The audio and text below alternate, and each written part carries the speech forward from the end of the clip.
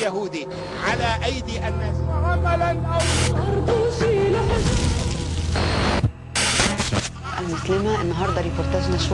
This is a recording from last year from Iqra, a Saudi-funded TV station widely shown in Muslim countries. اسمك ايه؟ اسمها بسملة. عندك كام سنة؟ 3 انت مسلمة؟ بسملة، انت تعرفي اليهود؟ بتحبيهم؟ لا ما بتحبيهمش ليه؟ كده عشان هم ايه؟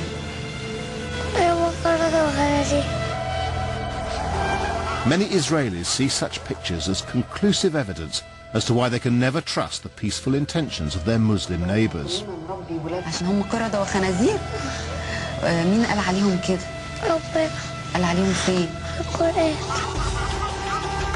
To some Muslims, basmala is merely reciting the words of the Holy Quran, words that confirm the justness of their struggle against the treacherous Jews. ما شاء الله عليها، ربنا يكرمها، ويعني الواحد فعلا ما يتمناش من ربنا ابدا بنت اكتر. And this is only one of myriad examples I've found of overt anti-Semitism in the Arab world. The Jews are worse than Hitler.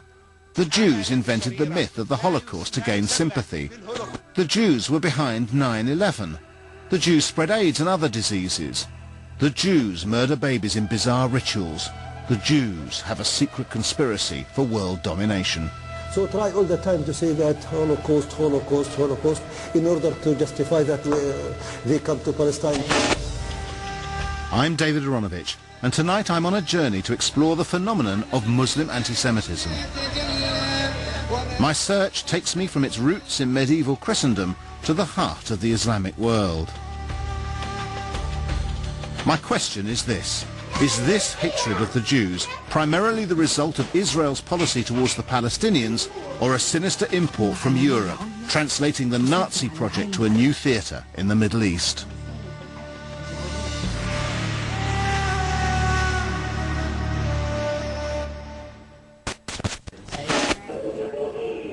Tonight's topic is no peace with the Jews. This is Sheikh Faisal, the British Muslim cleric involved in one of this year's most extraordinary court cases. The Jews are deceitful by nature. Accused of preaching race hate from a North London mosque, Faisal had called for a holy struggle, a jihad, against Jews, Hindus and Americans. And how do you fight Jews? You kill the Jews. The Jews can't afford to die because they have only 3 million in Israel, occupied Palestine.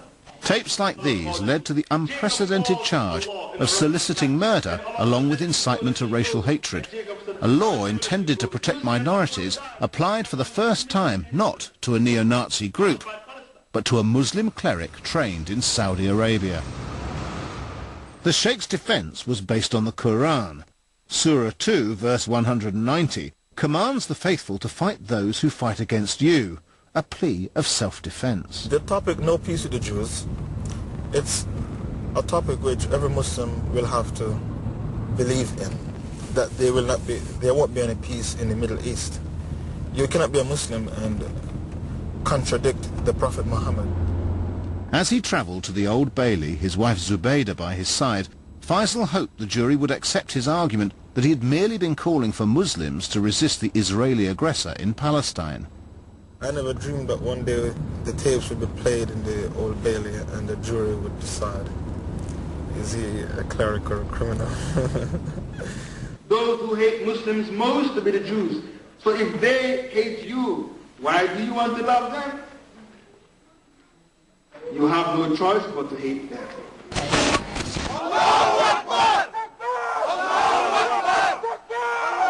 In the view of his supporters gathered outside the court, the Sheikh had simply reiterated the words of God as given to the Prophet in the Quran. And when the court sentenced Faisal to 9 years in jail for soliciting murder, their anger was apparent. The Quran is on trial. The Hadith is on trial. Prophet Muhammad ﷺ stands convicted today from preaching from the Quran. The Sheikh was condemned by most British Muslim leaders, but the arguments outside the court still suggested something worrying, that some Muslims were choosing to read anti-Semitism into the Quran. Despite what you want to do, what you want to say, despite what you put on the TV, Islam is the world's fastest growing religion.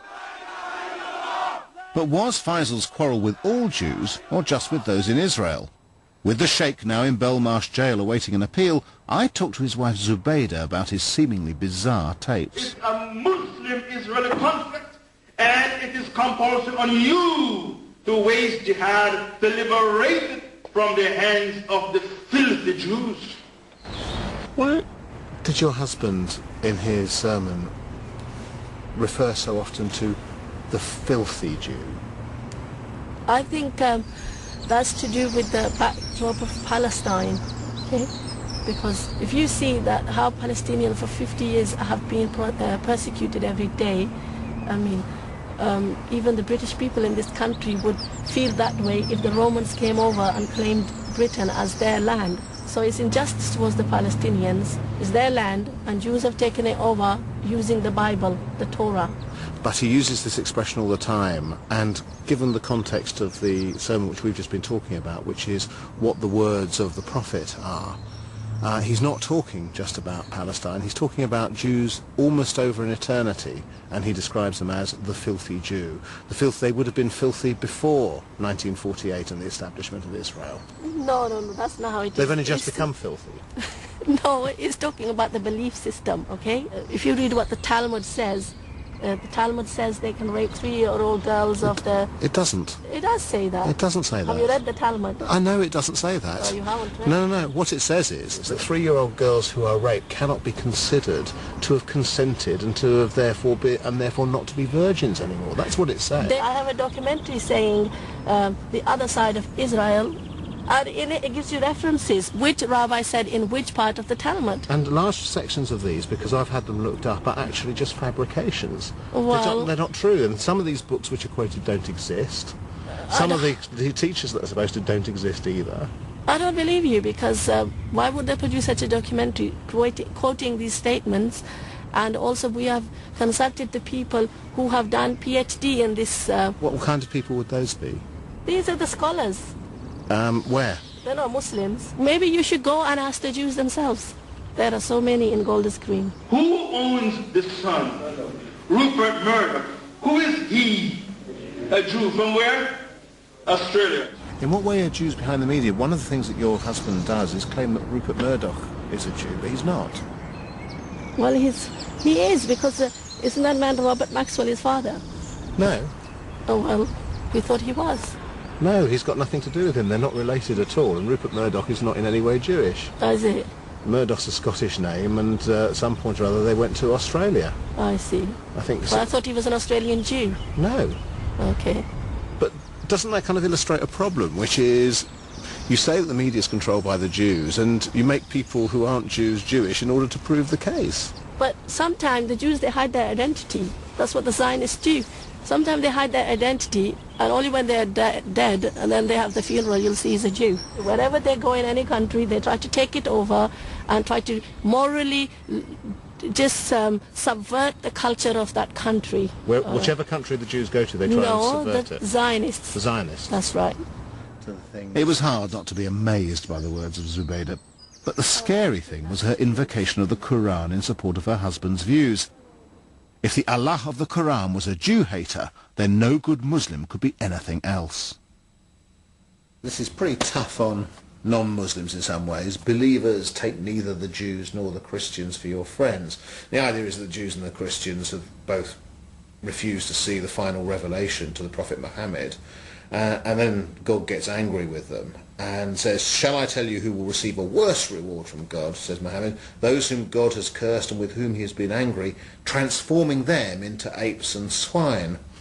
But you just turn over a page, and then all of a sudden the tone softens, and the good people, good Christians, good Jews, believers, Jews, Sabaeans, whatever they are, and Christians, whoever believes in God and the last day and does what's right, shall have nothing to fear or to regret. So you can see how if you're a soft, kind-hearted imam, you can find things in there to say, no, these people are not all our enemies and we can live with them. And you can see how on a certain interpretation, some other imam can say, no, these people are our implacable enemies and we must confront them. It seems that some Muslims